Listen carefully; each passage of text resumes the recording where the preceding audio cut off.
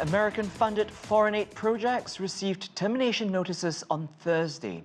Here in Washington, crowds of supporters gathered outside USAID headquarters as sacked workers left the building for a final time, many in tears. The Trump administration sent out notice this week terminating over 90% of the agency's contracts. These include life-saving projects in countries such as Sudan and South Africa. Thousands of staff were given 15-minute time slots to clear up their desk under federal officer escort. Well, the thousands of USAID workers are not the only ones affected by these mass layoffs. Across the globe, critical humanitarian aid and funds for research have dried up. Well, joining us to talk more about this is Fatema Z, Sumar, the Executive Director at the Harvard Center for International Development and an adjunct lecturer at Harvard Kennedy School. Welcome to the program. Hi, thanks for having me. Absolutely. We have so much to talk about, but I want to start with a more broad stroke approach, Fatima. What do you think will be the most significant impact of U.S. foreign assistance drying up? You know, today's a really heartbreaking day, not just here in Washington, D.C. and for the United States, but for millions of people and communities around the world where U.S. assistance and U.S. foreign assistance is a lifeblood for their communities, whether that's humanitarian assistance, economic development, governance, anti-corruption, and so much that goes into building healthy communities and societies that in turn helps American security and boosts American values.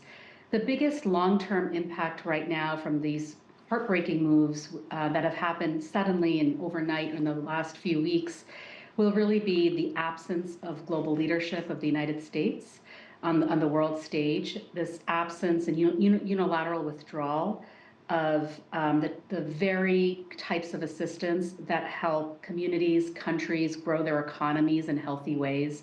The U.S. is the world's largest donor by a wide margin, and it will not be easy to replace overnight in any single form. And so we are in a massive transition moment in the development sector.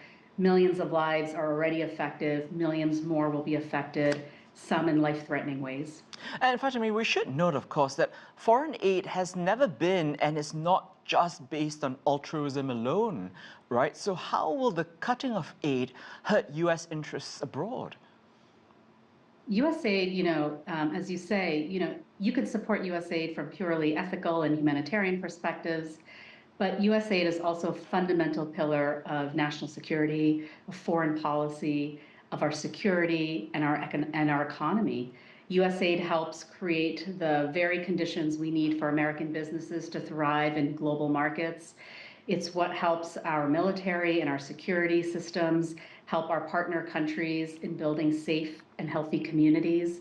And so it is a critical pillar that supports our diplomacy, that supports our defense.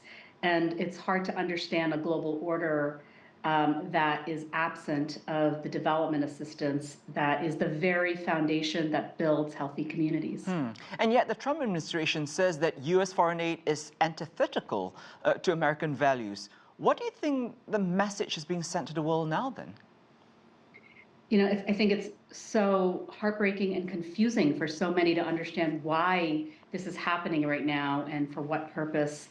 The Trump administration has made claims for why they're doing what they're doing around waste, fraud, and abuse, even though they provided no real evidence to suggest where that is actually taking place.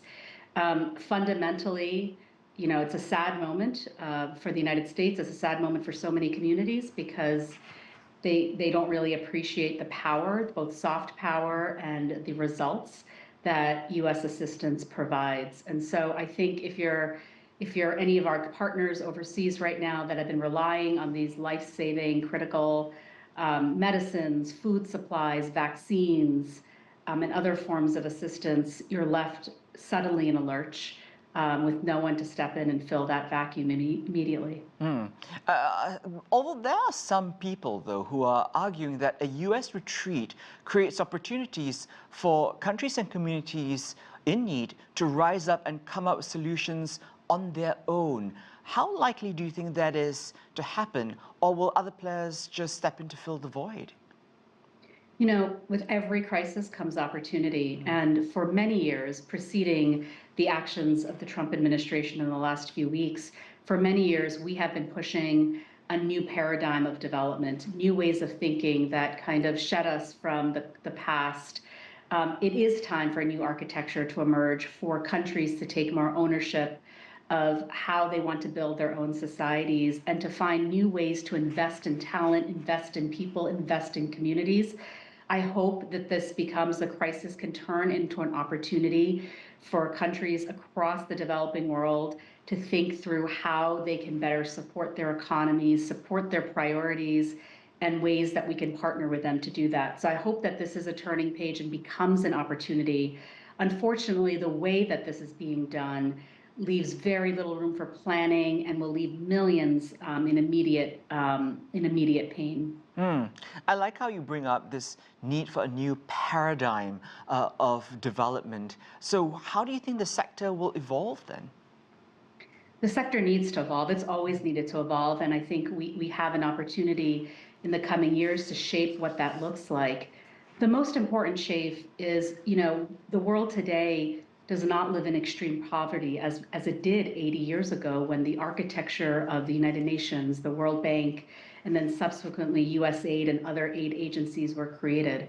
There's an opportunity today to turn from charity to investment, to invest in communities, to see their full potential, not to just get them out of poverty, but to help communities thrive all the way up to the top and build healthy and sustainable ecosystems where every single person can reach their full potential and countries can grow in healthy ways. I'm excited about the opportunities ahead for us to think strategically in different types of partnerships to get that. But it's going to take some time to pull out of the damage that we're finding ourselves in today. And fundamentally, one of the biggest pieces and the biggest impacts that the decisions of the Trump administration will leave in its wake is the break of trust between so many communities and partners in donor agencies that do want to help. Some really important insight there. Fatema Z Sumar is the Executive Director at the Harvard Center for International Development. Thank you very much. Thank you.